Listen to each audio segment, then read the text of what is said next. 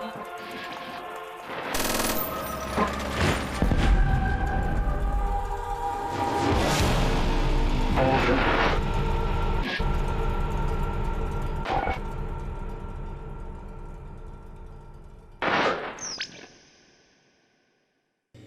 YouTube, how's everyone doing? It's Professional here.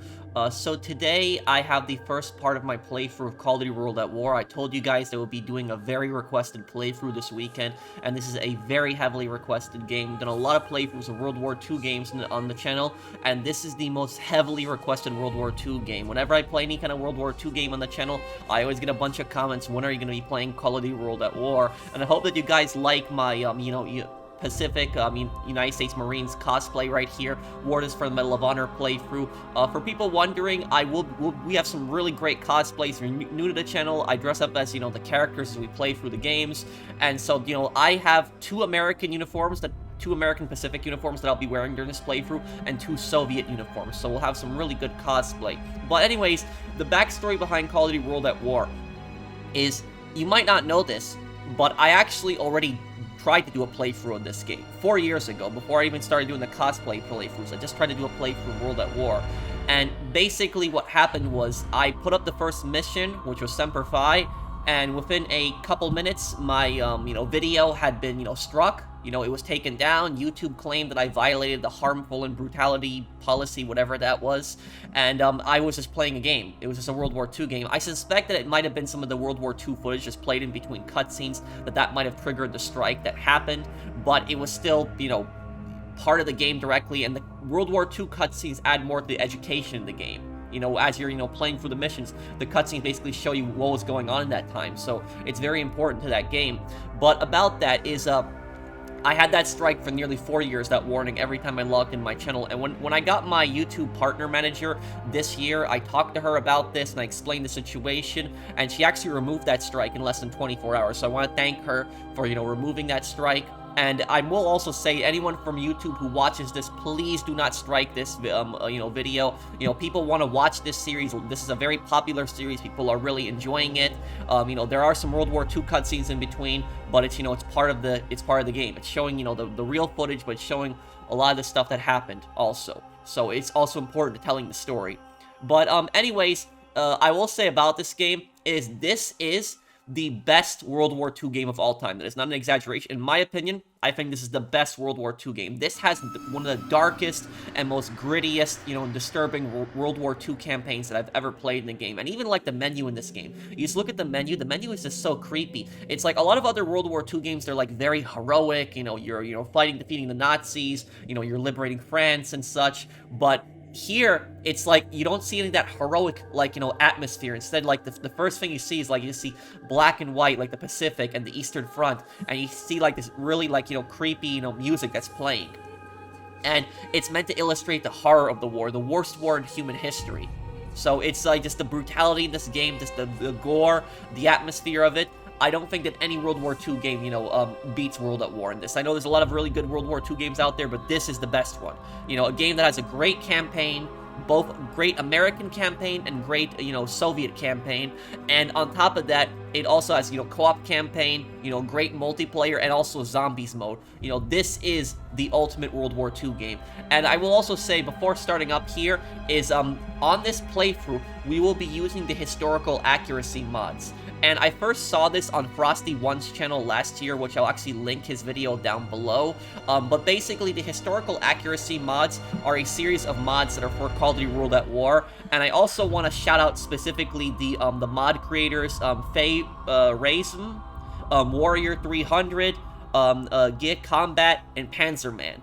They created these mods, and the mods that they actually created is they created the Pacific Theater mod, which you guys will see right here, the Vendetta Darkest of Days mod, the Ring of Steel Abandon All Hope mod, and the Fall of Berlin mod. If you're wondering what these historical accuracy mods do, they actually change the textures on some of the weapons, but most importantly, they also change the uniforms. They make the uniforms historically accurate to that specific battle. So you'll see the Americans and the Soviets and the Germans and the Japanese actually wearing slightly different uniforms than what you see in the base game. It's more to fit the historical accuracy of that specific battle. I believe that guns also do a little bit more damage. Grenades, the American grenades, for example, are different. So there there are a few things that you'll see that's different. But anyways, enough of me talking about this. I will link the, Frosty One's video and the mods down below, and also the mod makers, pages. So check them out. Thank you again, guys, for making this historical accuracy mod. As somebody who's very interested in World War II history, it's really great to see people making mods like this, especially for the greatest World War II game of all time,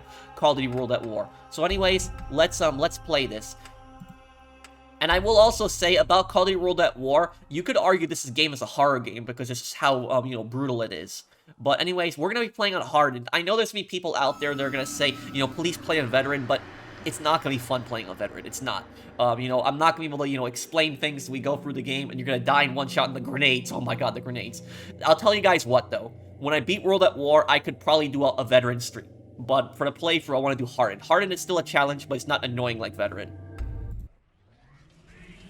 So this shows you Nazi Germany's conquests in Europe, and at the same time shows you what Imperial Japan is doing in Asia. That's Emperor Hirohito, and you'll see footage of their atrocities in China here, 1937.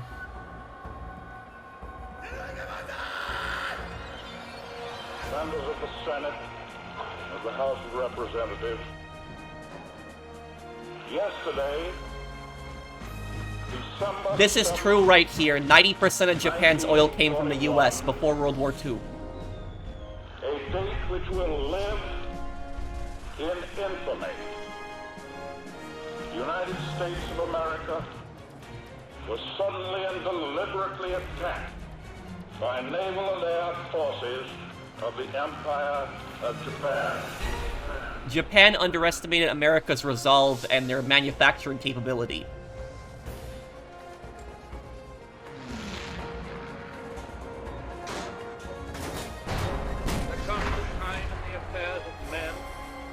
Prepare to defend not their homes alone, but the tenets of faith and humanity.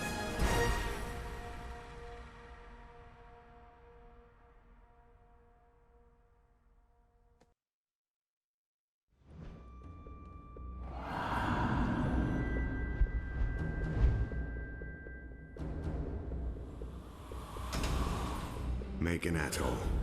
Little more than sand, trees, and a small Japanese military base. Miller's reconnaissance team landed there almost a week ago. Since then, we've heard nothing. The waiting's over. We're going in. For all we know, they're already dead. If what little we know about the Japanese is true, it might be better if they are.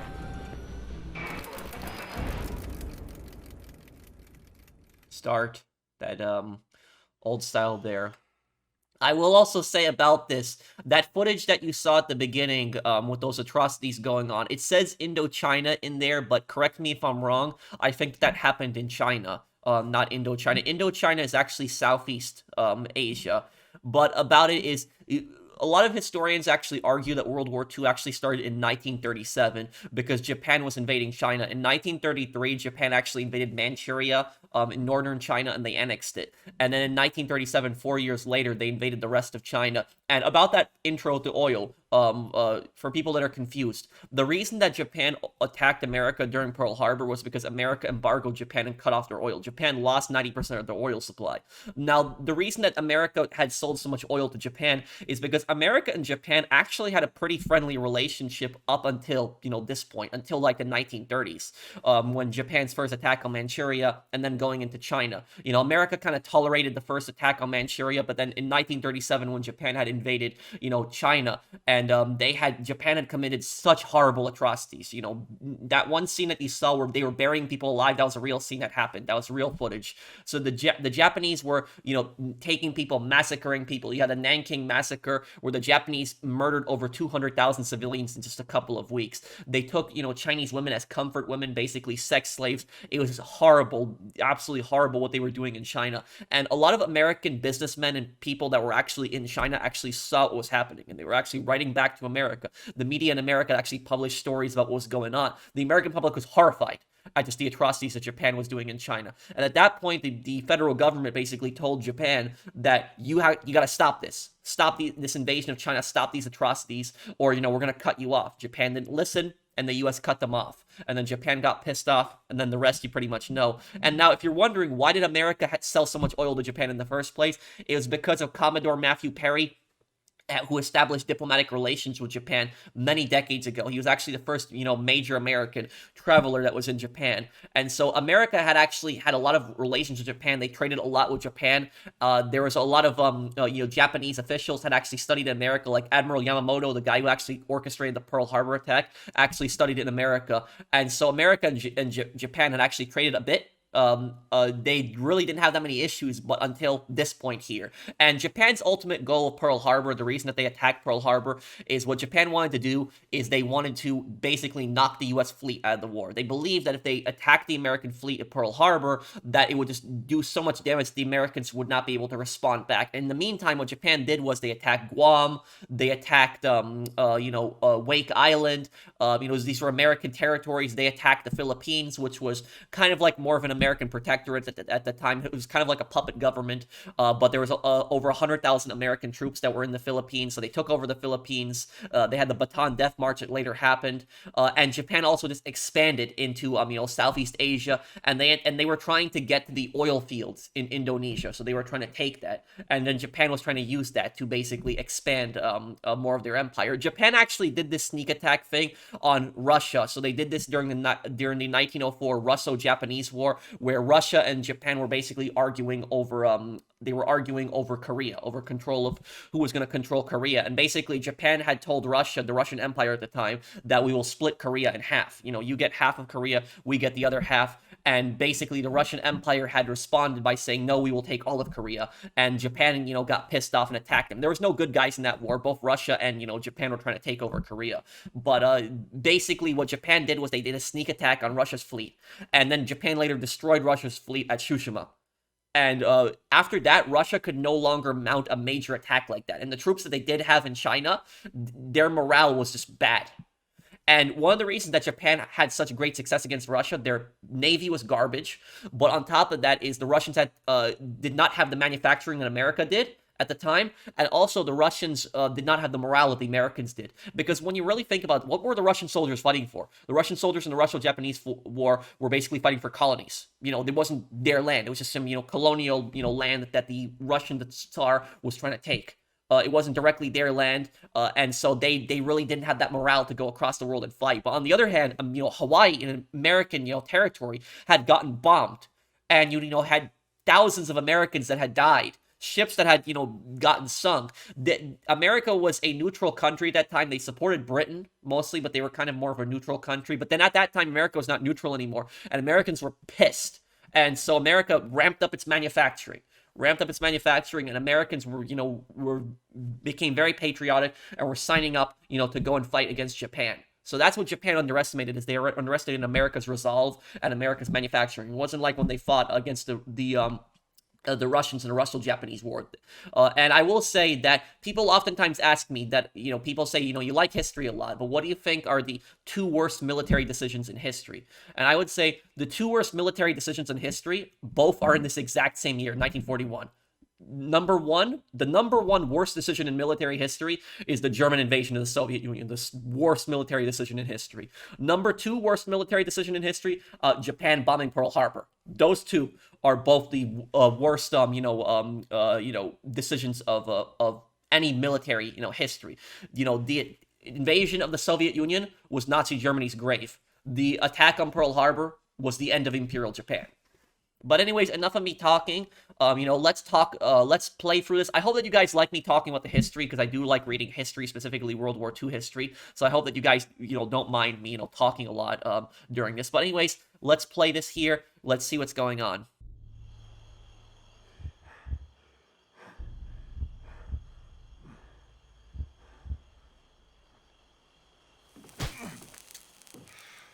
You think because you say nothing, you are strong? 貴様は強くない。強情なやつめ。Don't tell him a fucking thing. 米兵どもはみんなこうなのか? This is one of the most accurate depictions I've seen of how the Japanese treated their prisoners.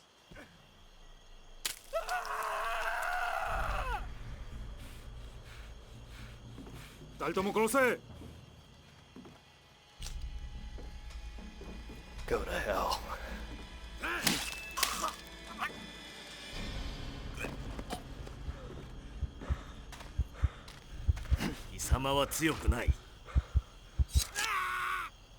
Miller, you're okay. Thank God. We're gonna make them pay for what they've done. Fuckers!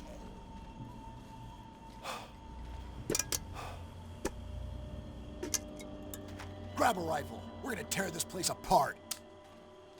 Roebuck, signal the strike team.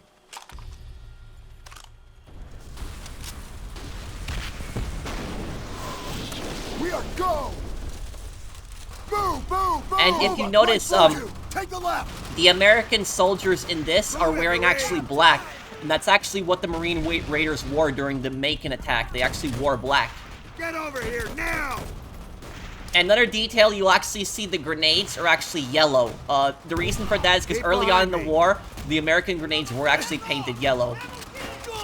And that was, I guess that was to indicate them, but you can see why a painted yellow grenade would be a bad idea. It would give away your position. They're moving in! This way!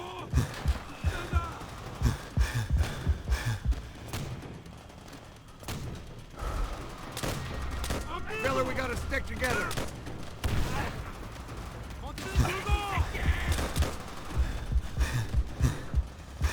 Don't leave so much as one of the bastards standing. Stay close.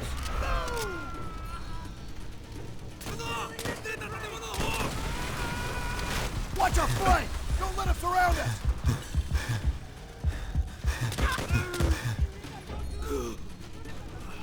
I'm on it! And move up! And the Makin raid actually really happened. The purpose of the raid was actually to sabotage and blow up a Japanese fuel depot on the island.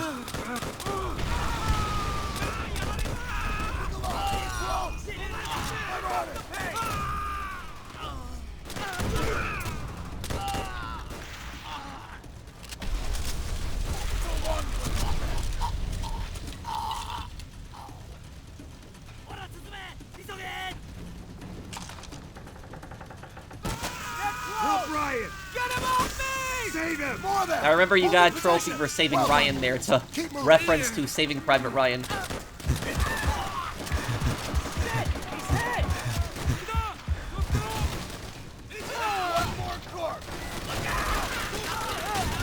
And about the Type 100 is you will actually see less of these on the playthrough. You'll see Japanese soldiers way more Type 99 Arasakas, and that's historically accurate because the Type 100, while it was an SMG that Imperial Japan produced, it was, I think it was only like 30,000 of them were made, and they were given to Japanese officers and commanders and paratroopers in China. They weren't given to like just standard infantry that like you might see in like World at War.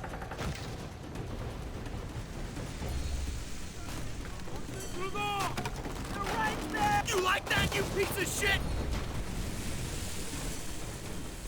Take out that MG!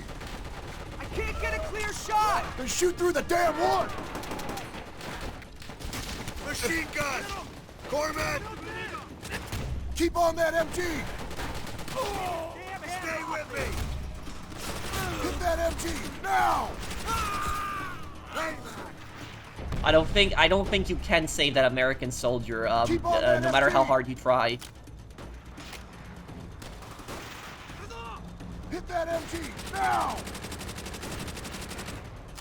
And also, to any of my Japanese viewers, if you guys can tell me in the comments what that Japanese officer was saying, I would really appreciate that, because there was never any subtitles for that part. Good work, Marines. Keep it up. Support squad will hit the beach just up ahead. Let's move! This place creeps me out. Tojo's at home in this shit. Tojo is the Ice shogun of peel. Japan.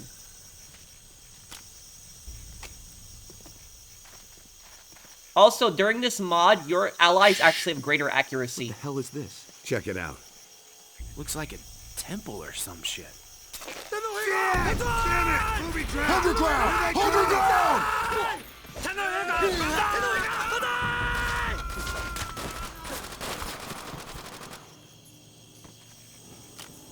This is Support squad should be there any exactly minute now. This is exactly the reason why I've always said Imperial Japan is the toughest enemy America has ever fought in its history. 100% I would say that. Imperial Japan might not be the most advanced enemy that America has fought. Like, Germany had better technology than, like, Japan. But Japan was definitely the most toughest, because by the end of the war, most Germans were giving up, realizing that it was over. But the Japanese, on the other hand, would fight till the very end. They would fight till the very last man. And you have to think about that. Them doing a suicidal bayonet charge at the enemy like that, who would do something like that? You know, bayonet charges were pretty much outdated by the time of World War I even.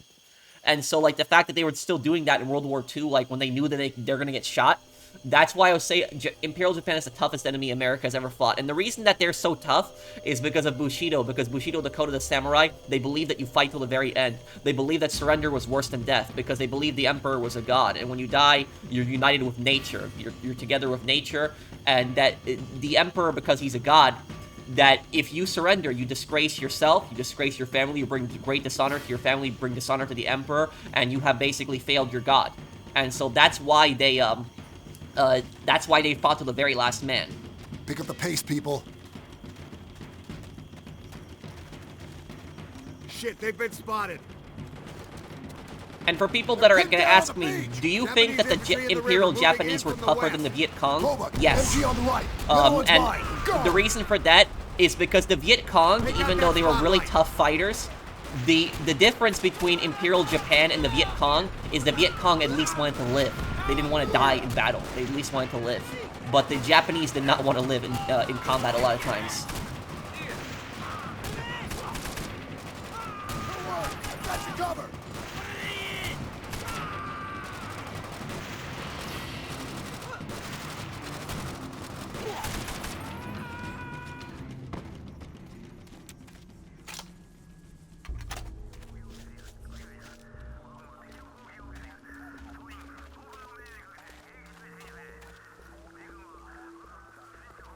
You can hear a Japanese radio around here, too.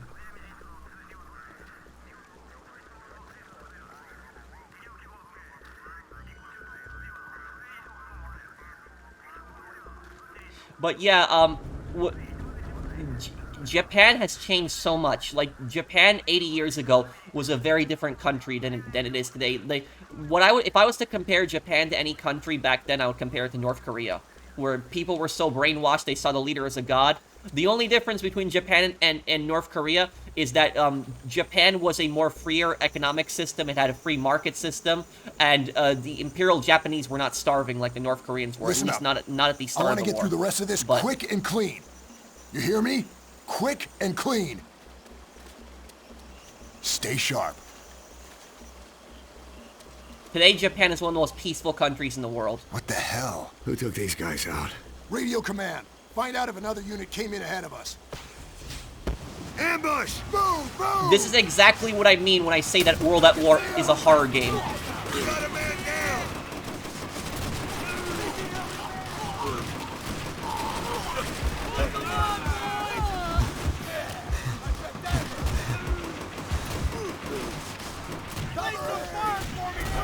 Japanese infantry! No, get the grenades out of here. On veteran, that's the worst.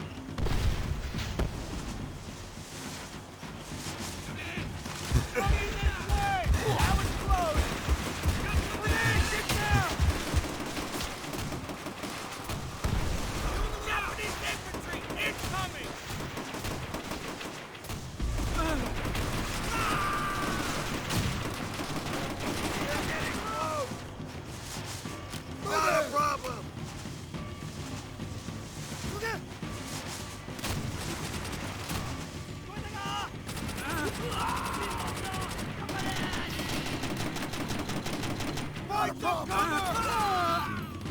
Watch it! Grenade coming at us!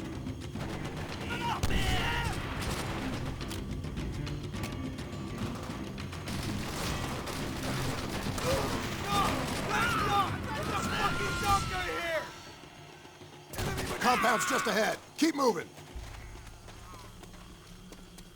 Roebuck, start the truck! Nice shooting! Miller, use your knife and put a hole in that barrel.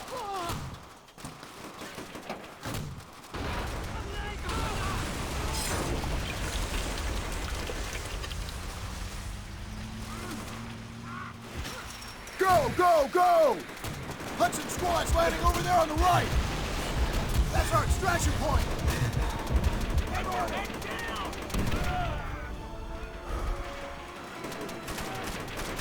Roebuck, blow that ammo bunker! Miller, back me up! Come on, let's go! Bullseye! Throwing grenade! Crap. Reloading! Get back here! What do we do? Okay! Shit! Get down! Get back here! Guard that door! Miller, get to work planning those charges. Damn! Timer's fried. We may only get a few minutes before detonation. Charge is set. We're leaving now! We need to get to the extraction point ASAP! Get to the boats! Get to jerry-rig the charges. Gotcha! Charges are ready to blow! Boom! Miller, you're with me! Fall back! Fall back! Crap. Okay. We need to leave! Here they come! Get to the shore! Move! Move! Coming our way! Grenade! Go away! Get to the boat!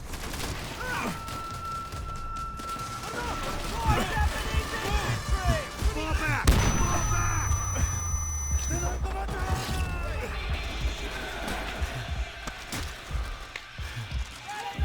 I got you!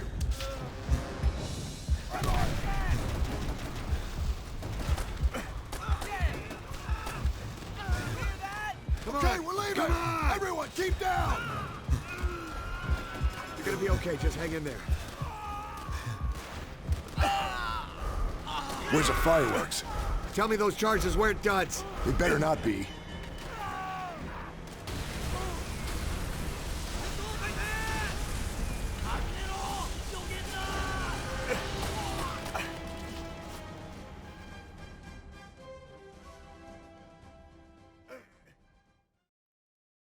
Okay, so we will wrap this up here, guys. Thank you guys for watching. I hope that you guys enjoyed this part. If you did, drop a like, and I'll see you on the next one. Take care, everyone. Have a wonderful day, guys.